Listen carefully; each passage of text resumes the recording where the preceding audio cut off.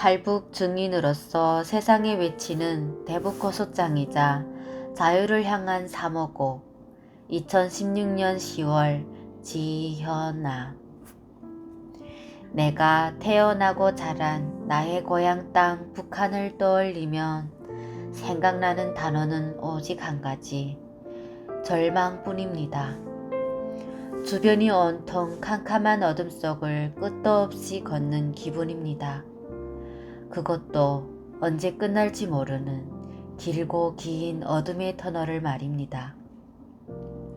북한 사람들은 여전히 인권은커녕 기본적인 의식주조차 해결하지 못한 채 헐벗고 계속되는 극심한 기근 속에서 고통스럽게 굶어 죽어가고 있습니다. 내가 18세가 되던 해 우리 가족은 북한에서 겪는 굶주림을 더는 견딜 수가 없었습니다. 식량 부족, 경제적 어려움, 질병 등에서 벗어나 최소한의 생존권을 보장받고 싶었습니다. 그러기 위해선 북한을 떠나야만 했습니다. 끼니를 위해 두만강을 건너 중국으로 탈출했습니다. 그러나 얼마 못 가 발각되어 북송되었습니다. 나는 불과 5년 사이에 3번이나 북한의 국경을 넘다가 붙잡혔습니다. 그때마다 감옥을 전전하며 각종 치욕스러운 고문과 신문 등 말로 다 할 수 없는 시련을 겪어야만 했습니다. 북송되면 민족 반역자로 몰려 정치범 수용소에 넘겨졌고 탈옥을 하다가 잡히기라도 하면 죽도록 맞았습니다. 그럼에도 자유를 향한 도전만큼은 절대 양보할 수도 포기할 수도 없었습니다. 물론 처음에 나와 우리 가족이 탈북을 한 이유는 아주 단순하고 분명했습니다. 그저 배고픔을 해결하고 싶다는 아주 작은 소망 때문이었습니다. 국가가 책임져 주지 않으니 각자가 나설 수밖에 없는 상황이었습니다. 그럼에도 먹을 것을 찾아 북한을 탈출하면 바로 그 한 가지 이유 때문에 범죄자로 낙인이 찍혔습니다.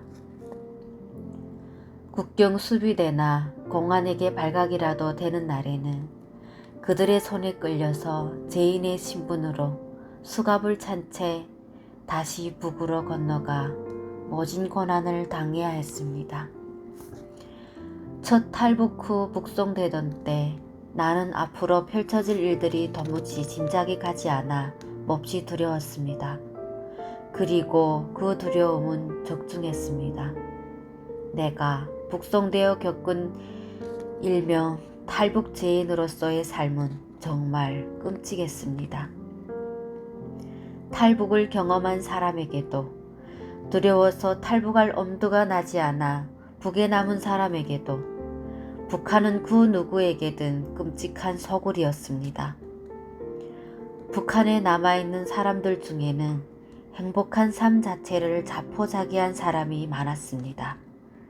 그리고 또 얼마의 사람들은 그 삶을 당연한 것으로 받아들이기도 했습니다. 수령 독재의 철저한 거짓 선전 속에서 자신이 처한 현실을 숙명처럼 받아들이며 자기도 모르게 정신적 노예가 되어 있었던 것입니다. 그런 사람들은 죽음의 문턱에서조차 악하는 비명소리 한 번 내지 못하고 한마디 항변도 없이 죽어갔습니다.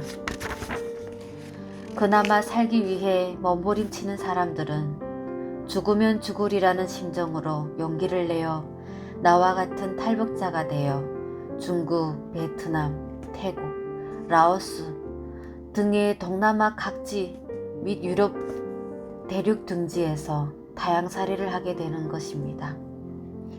그들 중에는 숨어 사는 사람들이 제법 많습니다. 사랑하는 사람들과 헤어져 이산가족이 되어 생사도 모른 채 말입니다. 나 또한 중국에 머무르는 동안 국경 수비대에게서 늘 쫓기며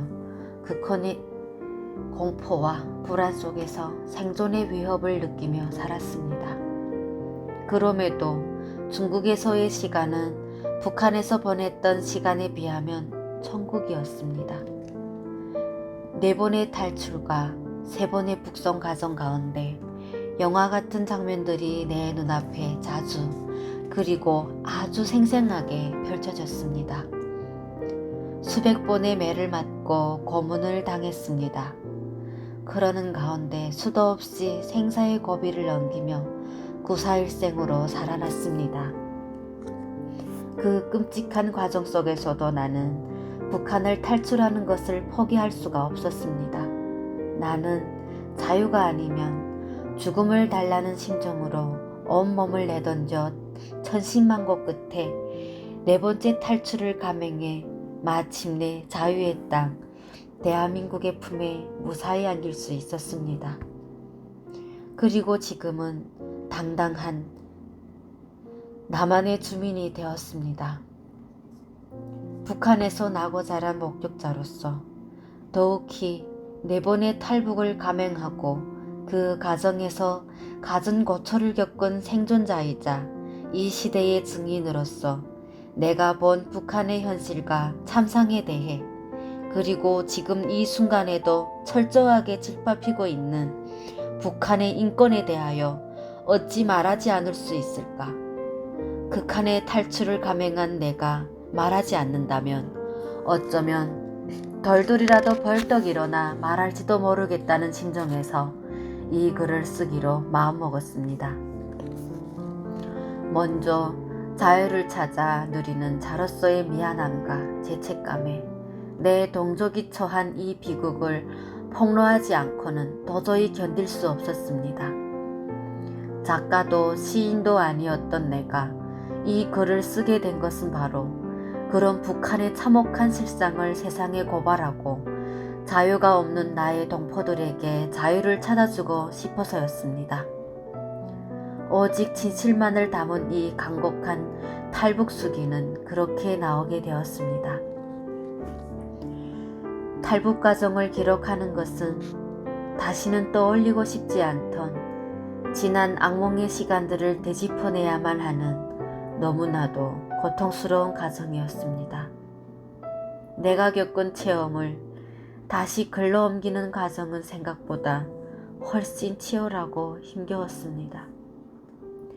그런 이유로 글을 쓰다가 중단하기를 수도 없이 반복했고 출판을 포기할까를 놓고 수차례 고민했었습니다. 나 자신만 생각한다면 이 체험 수기를 그냥 포기하고 싶었습니다. 하지만 그럴 수가 없었습니다. 누가 뭐라고 하건 어쨌든 나는 살아남은 자 그리고 자유를 누리며 살아가는 자였습니다. 그렇게 마음을 다지고 나서야 책 작업은 계속되었습니다. 그러나 아쉽게도 체험한 내용을 모두 담아내지는 못했습니다. 숱한 고문과 매질로 생긴 어혈로 기억이 많이 퇴색해버렸기 때문입니다. 그럼에도 나는 포기하지 않고 부족한 기억을 마치 컴퓨터의 원본 파일을 복원해내듯이 최대한 되살려 가까스로 이 글을 기록해낼 수 있었습니다. 그 무서운 참상들을 카메라에 담아 사진으로 보여주지 못하는 것이 한스러울 뿐입니다. 쓰리고 아팠던 나의 과거를 돌이켜볼수록 남한 생활에 더욱 감격하게 됩니다. 지금은 하나님을 만났고 하나님의 딸이 되어 하나님의 나라에서 살고 있어 참으로 행복합니다. 나를 받아준 대한민국에 진심으로 감사를 드립니다.